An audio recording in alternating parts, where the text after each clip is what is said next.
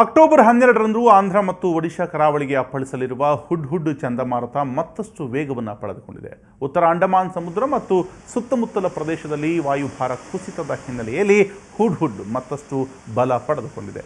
ಸದ್ಯ ಅಂಡಮಾನ್ ಮತ್ತು ನಿಕೋಬಾರ್ ದ್ವೀಪವನ್ನು ದಾಟಿರುವ ಹುಡ್ ಚಂಡಮಾರುತ ಗಂಟೆಗೆ 140 ಕಿಲೋಮೀಟರ್ ವೇಗದಲ್ಲಿ ಕರಾವಳಿಯನ್ನು ಅಪ್ಪಳಿಸುವ ಸಾಧ್ಯತೆ ಇದೆ. ಚಂಡಮಾರುತದಿಂದಾಗಿ ಆಂಧ್ರ ಮತ್ತು ಒಡಿಶಾ ಕರಾವಳಿಯಲ್ಲಿ ನಾಳೆಯಿಂದ ಭಾರೀ ಮಳೆಯಾಗಲಿದೆ ಅಂತ ಹವಾಮಾನ ಇಲಾಖೆ ಎಚ್ಚರಿಸಿದೆ. ಕಳೆದ ವರ್ಷ ಒಡಿಶಾದ ಗಂಜಾಮ್ ಜಿಲ್ಲೆಯಲ್ಲಿ ಅಪ್ಪಳಿಸಿದ ಫೈಲಿನ್ ಸಹ ಅಕ್ಟೋಬರ್ 12ರಂದೇ ಅಪ್ಪಳಿಸಿತ್ತು. ಫೈಲಿನ್ಗೆ ಹೋಲಿಸಿದ್ರೆ ಹುಡ್ ಚಂಡಮಾರುತದ ತೀವ್ರತೆ ಕಡಿಮೆ. ಫೈಲಿನ್ ಗಂಟೆಗೆ 210ರಿಂದ 220 ಕಿಲೋಮೀಟರ್ ವೇಗದಲ್ಲಿ ಕರಾವಳಿಯನ್ನು ಅಪ್ಪಳಿಸಿತ್ತು.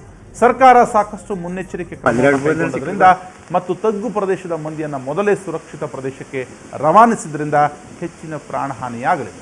ಆದರೆ ಕೋಟ್ಯಂತರ ರೂಪಾಯಿ ಮೌಲ್ಯದ ಆಸ್ತಿಪಾಸ್ತಿಗೆ ಹಾನಿಯಾಗಿದೆ.